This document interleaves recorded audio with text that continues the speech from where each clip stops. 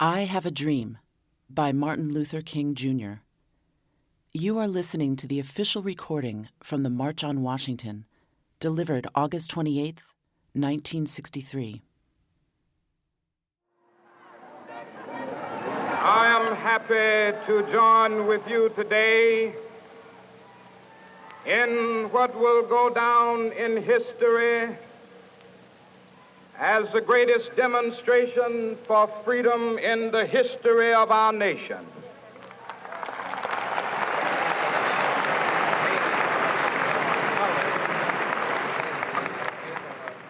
Five score years ago, a great American in whose symbolic shadow we stand today signed the Emancipation Proclamation. This momentous decree came as a great beacon light of hope to millions of Negro slaves who had been seared in the flames of withering injustice. It came as a joyous daybreak to end the long night of their captivity. But 100 years later, the Negro still is not free. 100 years later, the life of the Negro is still sadly crippled by the manacles of segregation and the chains of discrimination. 100 years later, the Negro lives on a lonely island of poverty in the midst of a vast ocean of material prosperity. 100 years later, the Negro is still languished in the corners of American society and finds himself in exile in his own land. And so we've come here today to dramatize a shameful condition. In a sense, we've come to our nation's capital to cash a check. When the architects of our republic wrote the magnificent words of the Constitution and the Declaration of Independence, they were signing a promissory note to which every American was to fall heir. This note was a promise that all men, yes, black men as well as white men, would be guaranteed the unalienable rights of life, liberty, and the pursuit of happiness. It is obvious today that America has defaulted on this promissory note insofar as her citizens of color are concerned. Instead of honoring this sacred obligation, America has given the Negro people a bad check, a check which has come back marked insufficient funds.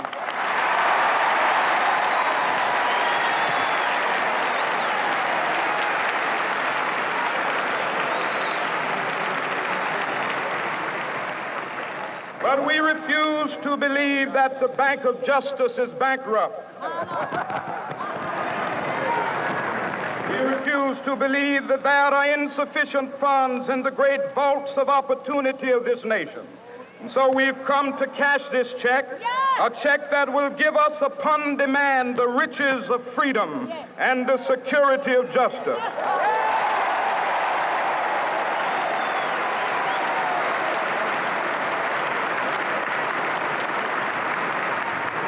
We have also come to this hallowed spot to remind America of the fierce urgency of now. This is no time to engage in the luxury of cooling off or to take the tranquilizing drug of gradualism.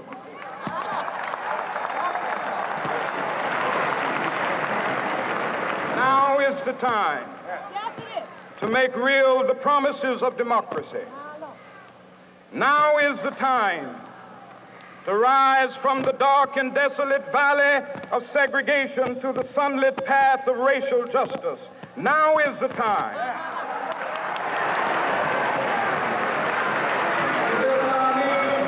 quicksands of racial injustice to the solid rock of brotherhood. Now is the time. Make justice a reality for all of God's children. It would be fatal for the nation to overlook the urgency of the moment. This sweltering summit of the Negro's legitimate discontent will not pass until that is an invigorating autumn of freedom and equality. 1963 is not an end, but a beginning. Those who hope that the Negro needed to blow off steam and will now be content will have a rude awakening if the nation returns to business as usual.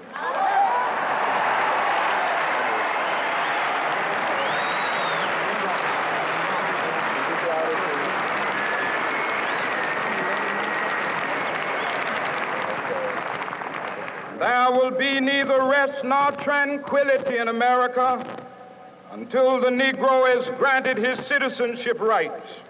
The whirlwinds of revolt will continue to shake the foundations of our nation until the bright day of justice emerges. But that is something that I must say to my people who stand on the warm threshold which leads into the palace of justice. In the process of gaining our rightful place, we must not be guilty of wrongful deeds. Let us not seek to satisfy our thirst for freedom by drinking from the cup of bitterness and hatred.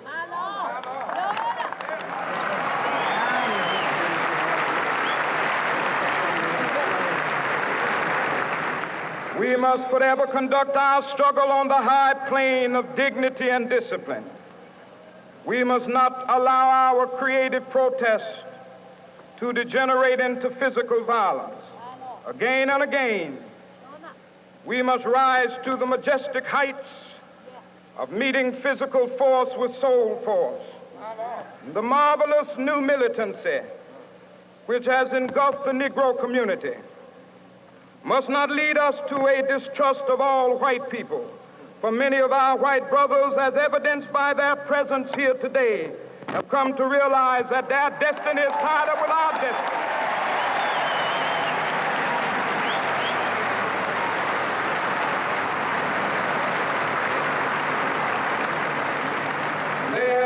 To realize that their freedom is inextricably bound to our freedom. We cannot walk alone. And as we walk, we must make the pledge that we shall always march ahead. We cannot turn back. There are those who are asking the devotees of civil rights, when will you be satisfied? We can never be satisfied as long as the Negro is the victim of the unspeakable horrors of police brutality. We can never be satisfied as long as our bodies, heavy with the fatigue of travel, cannot gain lodging in the motels of the highways and the hotels of the cities.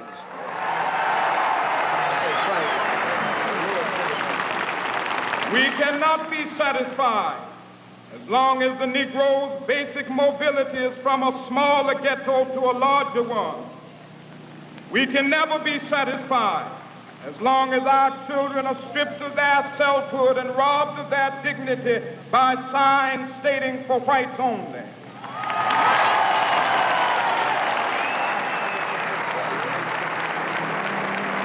We cannot be satisfied as long as a Negro in Mississippi cannot vote and a Negro in New York believes he has nothing for which to vote.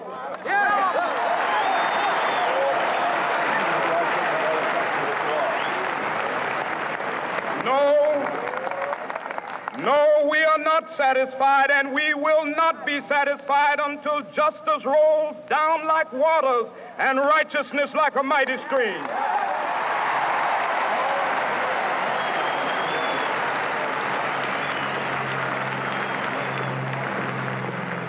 I am not unmindful that some of you have come here out of great trials and tribulations.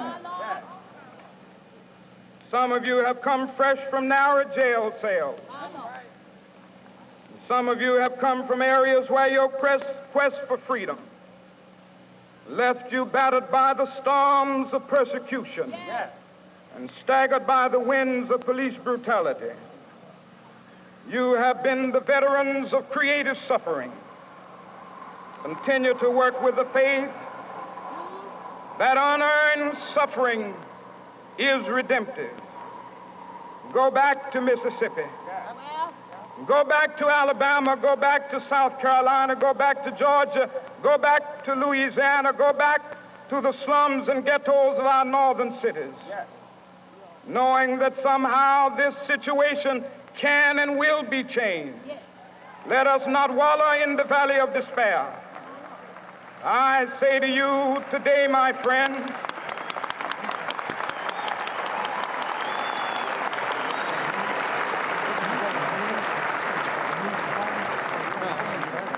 so even though we face the difficulties of today and tomorrow, I still have a dream. It is a dream deeply rooted in the American dream. I have a dream that one day this nation will rise up and live out the true meaning of its creed. We hold these truths to be self-evident, that all men are created equal.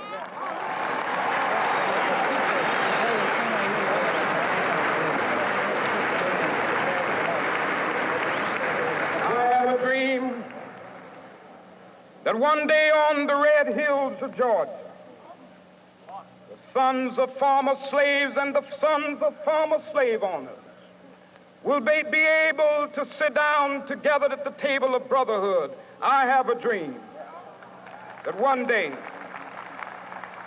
even the state of Mississippi, a state sweltering with the heat of injustice, sweltering with the heat of oppression, will be transformed into an oasis of freedom and justice. I have a dream.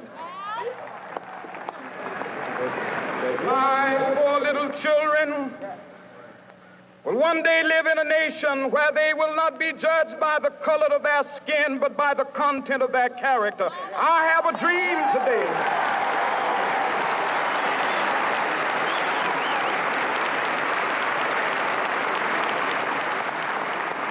I have a dream that one day, down in Alabama with its